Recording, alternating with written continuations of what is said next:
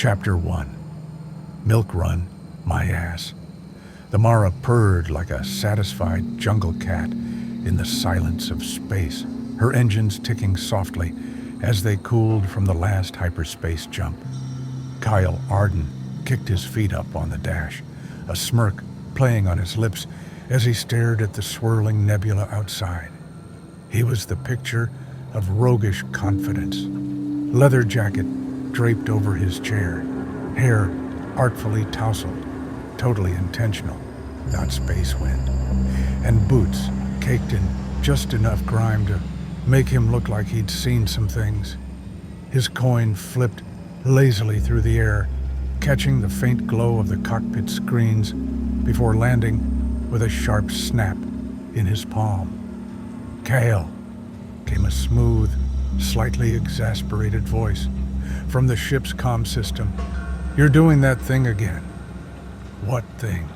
Kael asked, not looking up. He tossed the coin again, his grin widening. "That thing where you look way too relaxed, right before everything goes sideways." Kael snorted. "Mara, sweetie, this one's in the bag.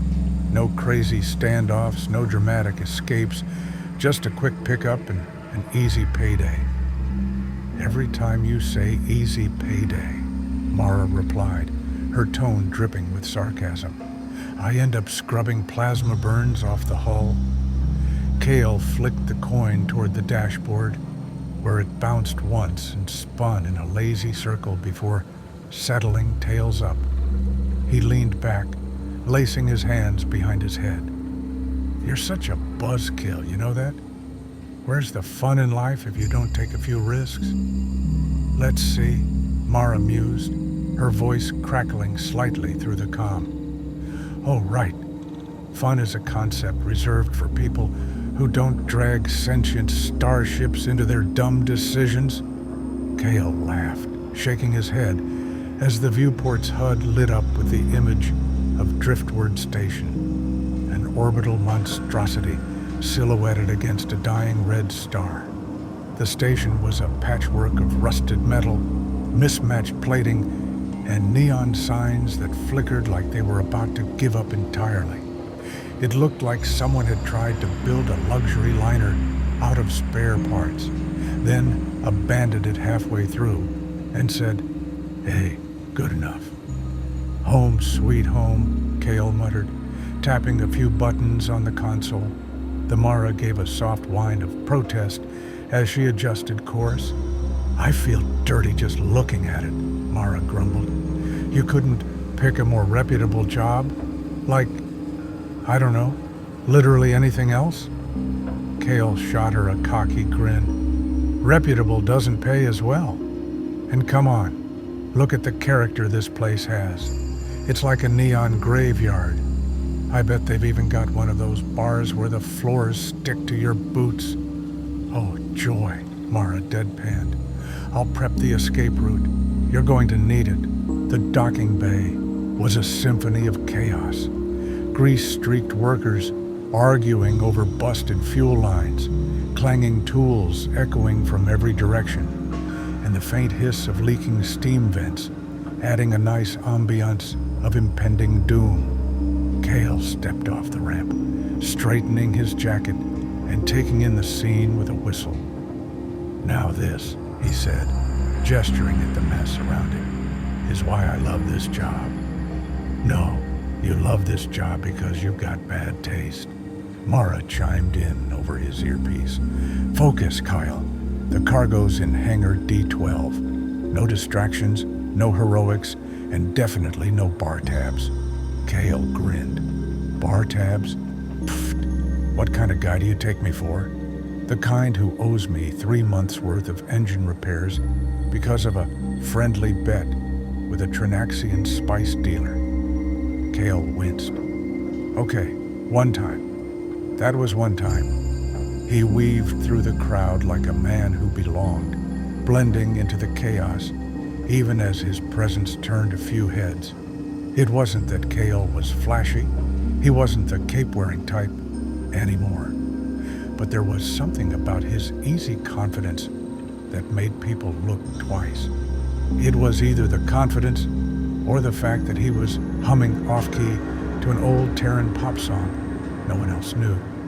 The rusted propeller was exactly as Kael had imagined. A bar with all the charm of a cargo hold, complete with sticky floors, flickering neon, and the distinct scent of questionable life choices.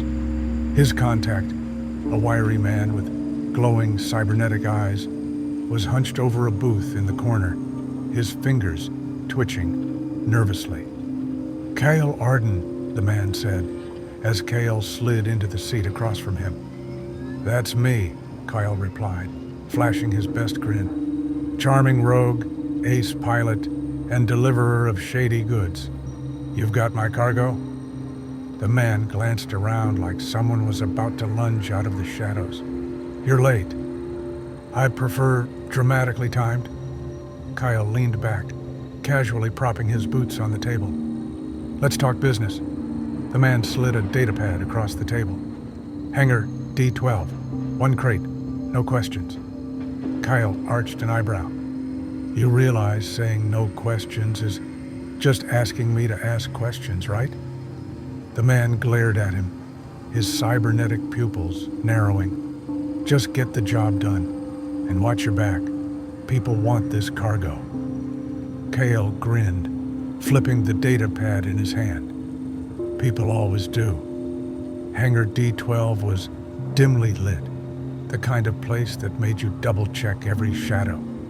The crate sat in the center of the room, unmarked and unassuming, except for the faint hum it gave off, like it was trying to pretend it wasn't suspicious as hell. Kael crouched down, running a hand along the smooth black surface. "All right, what's your story, huh?" "Kael," Mara's voice crackled in his ear, "I'm detecting a significant energy signature coming from that crate. Maybe don't touch it." "Relax," Kael said, hefting the crate onto a hover dolly. "It's just a box. What's the worst that could happen?" The words had barely left his mouth when a voice barked from behind him. "Drop the crate, Arden." Kael sighed, turning slowly. 3 mercenaries stood at the entrance, their blasters aimed squarely at his chest. The leader, a scarred giant of a man, stepped forward. "You've got 2 options," the brute growled. "Leave the crate and walk away, or, well, just leave the crate." Kael raised his hands, flashing a grin. "Guys, come on. Can't we talk this out? Maybe grab a drink, play some cards, become lifelong friends?" The brute cocked his blaster. "Not interested," Kael shrugged. "Suit yourself." He kicked the hover dolly hard, sending the crate hurtling into the mercenaries. The brute went down with a curse as Kael sprinted for the exit, dodging plasma bolts that sizzled past his head. "Mara!" he yelled, slapping his comm. "Start the engines. We've got company." "Why am I not surprised?" Mara replied. "Get your ass on board." Kael hauled the crate up the Mara's ramp just as the engines roared to life. He slammed the hatch shut, breathing hard. "That was close." "Define close," Mara said dryly. "And what the hell is in that crate?" Kael cracked it open and froze. Inside was a young woman, her eyes faintly glowing, circuits tracing intricate patterns under her skin. She blinked up at him, calm and unnervingly precise. "What the?" Kael started. "Who are you?" she asked, tilting her head. "Where am I?" Kael stared at her, then at the crate. "Mara, why is my cargo blinking?" "That's not cargo," Mara said, her voice unusually serious. "That's a person, and I think she's tied to the edge." The woman sat up, her gaze unblinking. "My name is Vela. I don't remember how I got here." Kael groaned, running a hand through his hair. "Of course you don't." Before he could ask more, the ship's alarms blared. Mara's voice cut through the noise. "Kael, we've got incoming." Kael gritted his teeth, glancing at Vela. This just keeps getting better.